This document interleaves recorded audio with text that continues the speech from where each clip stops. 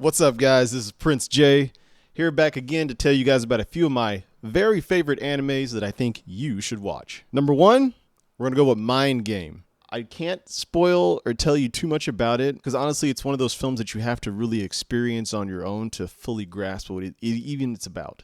You're seeing some visuals right now. You have not seen anything yet. It is a absolute trip of a movie. Number two, we got Metropolis. Metropolis was a really cool movie I actually kind of stumbled upon.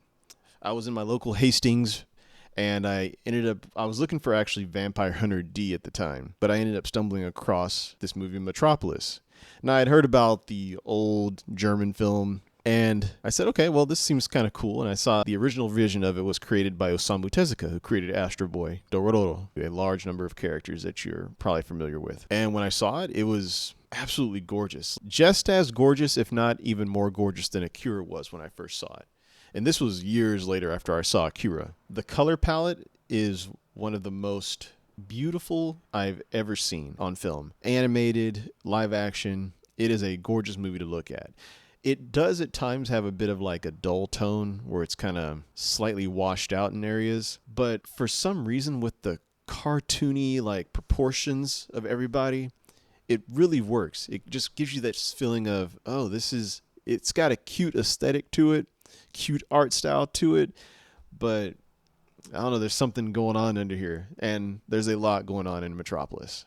Definitely check that one out. Number three, we got Macross Plus. Macross Plus is considered more of a spin-off. It takes place in the same universe as Robotech, Super Dimensional Force Macross in Japan. And it takes place, I believe, about 30 years in the future from when that series ended. Some of the most incredible animation I've ever seen. Some of the best animation I've seen since I've watched probably The Wings of Oniamis, just when it comes to how airplanes and things flying through the air look. One of the main features of this movie is how beautiful the aerial battles look. You get a lot of really cool ship designs, plane designs, jets. In this universe, they call them Valkyries. There's a little bit of romance, a little bit of a love triangle, if you will, at some parts. It's a very good movie. I can't recommend Macross Plus enough. Please go check it out. And it was also created and directed by the same guy as Cowboy Bebop, Shinichiro Watanabe.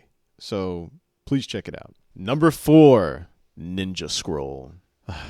When I think of anime, if it's not Akira that pops up in my head, it's usually Ninja Scroll. And Ninja Scroll wasn't even one of the first animes I ever saw. But damn, it was so impactful. It had some of the most incredible action I'd ever seen on screen. Incredible characters, actually. I actually like the character development in this film. It was beautiful. It's beautiful to look at. Yoshiaki Kawajiri is one of the masters of animation. And he's still around. He still does storyboards for some anime series, but he's kind of a little bit more in the background now. He's older, and animation takes a lot out of you, man, trust me. And to see his art style kind of fade away, it saddens me a little bit because we don't really have animation that looks like that as much anymore.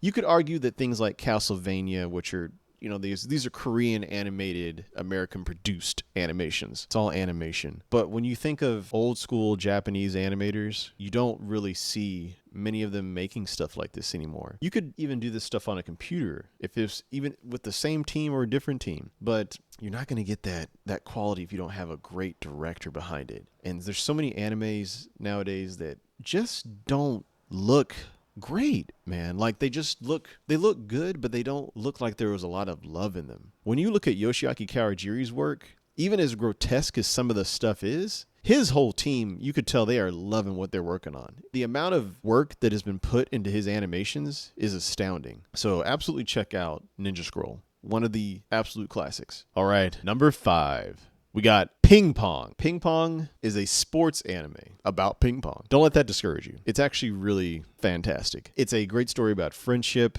about growing up, about finding out what you love to do, and whether you want to pursue that or not, or even if you have the skill that's necessary to pursue what you want. Even more horrifying is what if you actually lack the talent even necessary, period.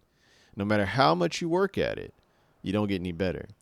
This anime explores things like that and explores what people do in those situations and how it affects their psyche overall. One of the best I've ever seen. One of the best I'd seen in the past 10 years for sure. Please check out Ping Pong, the animation. Coming in at number 6, we have the Tatami Galaxy. There's a little bit of a pattern going throughout some of these. A few of them are actually directed by the same team, but they're so good. So good. This team is on point. Tatami Galaxy is basically about a young person who is figuring out what his purpose is. Really great characters, great character development. Very weird and kind of all over the place sometimes, but it's so well structured. I think you guys will enjoy Tatami Galaxy. And the soundtrack slaps, bro. All right, yeah, so that's it, guys. These are my 6 suggestions for anime that you've probably never seen, might be considered deep cuts or whatever, but these are just really just old school cool anime to me, and I really would like for people to see more of this work, particularly from Kawajiri. Kawajiri has, I won't say he's gone too underappreciated,